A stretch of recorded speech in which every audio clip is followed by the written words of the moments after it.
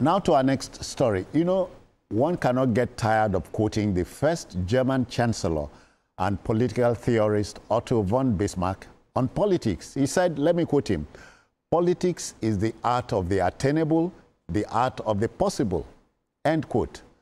Now, former Anambra State helmsman Peter Obi has caught the eye of the main opposition party in my country, your country, the People's Democratic Party, PDP.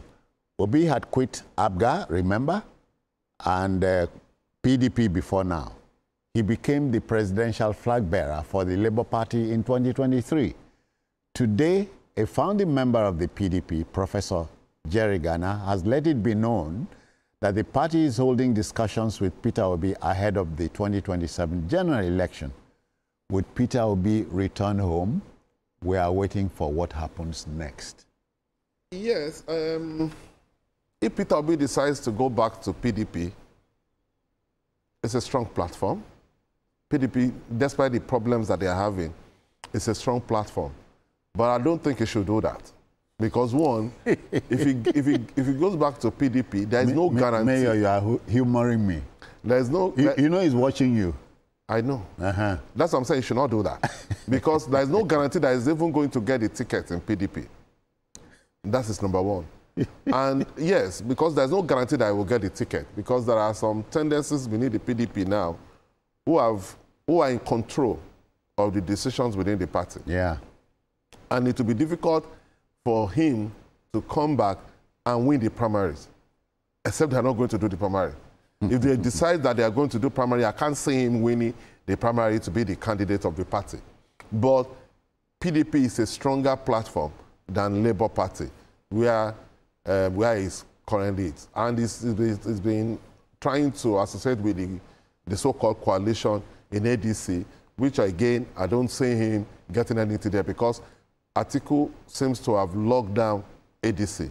And when they do the primary, Atiku is likely to emerge as the candidate. But what that says, even if he goes back to PDP, what that means is that history may likely repeat itself. In the 2023 election, there were 3 major candidates.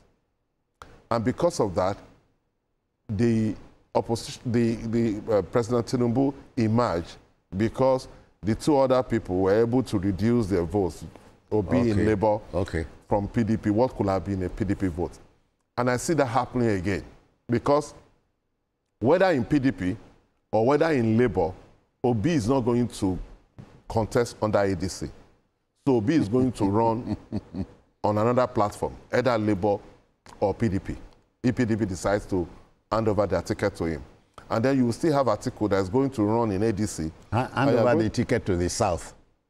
To him, because Professor Gana is an elder within the party. And he's saying that, oh, they are trying to talk to him so that they can say that, let the south, since the president is from the south, and the south is expected to spend the 8 years on the unwritten law that between both parties. But what I'm saying is that if they decide, even if they decide to hand over the ticket to him, that will not change the scenario because we'll still have the same scenario. The only difference is just that Atiku, instead of being PDP, will now be in ADC, and will be, instead of being in Labour, will be in PDP. But what I'm saying is that we'll still have the same different parties, and there's no way. The only way the opposition stands a chance to defeat President Bola Ahmed Tinubu is if all of them come together within a coalesce party, under in a party, an umbrella, under one umbrella, all of them. Yeah. If they decide to take him on in separate parties, they can never win, never. Mayor, I know you are not speaking for BKO. BKO has his way of weighing in on things like this. BKO, let's turn things over to you. Are you there? Yeah, yes, I am. Professor Gana has been in the party forever. And to people like Gana, people like Sule Lamido, Nigeria's former foreign affairs minister, former governor of, two-time governor of Jigawa State. Yeah. PDP is home. They have no intention to join any other party. And people like Dr. Babangida Ali, former governor of Niger State. Yeah. They are in that bracket. They do not want to go elsewhere. So they want to stay in the PDP and rebuild it. And one of the positive signs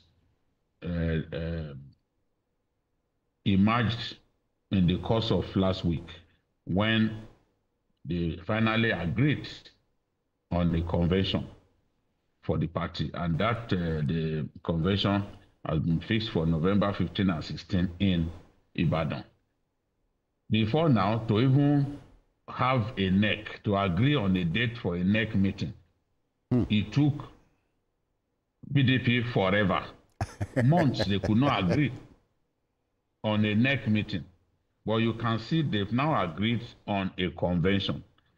And ahead of that convention, they've also decided that the presidency will now be zoned to the south of Nigeria, which makes people like Peter Obi eminently qualified to throw their hat in the ring. Yeah. But if he goes there, PDP governors have a history of backing one of their own for the presidential ticket. Yeah. In 2019, because Atiku chose Peter Obi as his running mate. Yeah. The PDP governors at that time, they were very angry, and they said he shouldn't have chosen Peter Obi, that he should have consulted them so that amongst them they can then present a candidate. The governors of PDP believe that they own the party. And it's just like that in the APC too, where the APC had crisis. One of the governors emerged as caretaker chairman, the governor of Yobe. The governors decided to extend his stay. And when the governors got fed up of the antics, of what they felt Malabune was doing, they decided that, Malabune's time should come to an end. Yeah. He actually fancied his chances of conducting the primaries of the party at that time, but the governors said no, that they will put someone else, and then they put another former governor in charge of the party. So if Peter Obi listens to Professor Jerry Gana, who has been mandated to help woo some former PDP members back into his fold, with the argument that they are now rebuilding, that they've been able to put their house in order based on this decision that they have reached to have a convention where a new chairman will emerge, where the zoning formula will be concretized. Yes, concretized, and positions will be zoned to various geopolitical zones and all that. Yeah. To them, that shows that they are ready for business, that the big crisis that they faced, which led to defection of many members, has now come to an end. So that is what they want to use to appeal to Peter Obi, that look, come to our party. And Peter Obi is facing crisis in the Labour Party.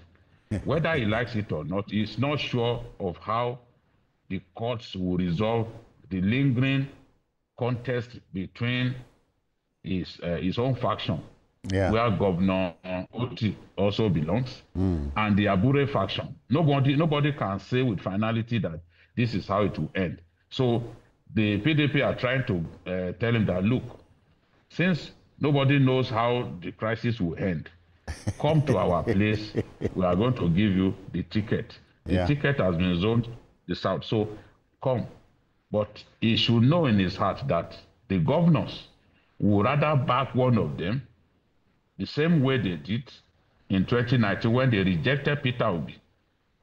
and decided to give, some of them did anti-party and gave Atiku and gave Buhari votes that he wouldn't have received if they had been together.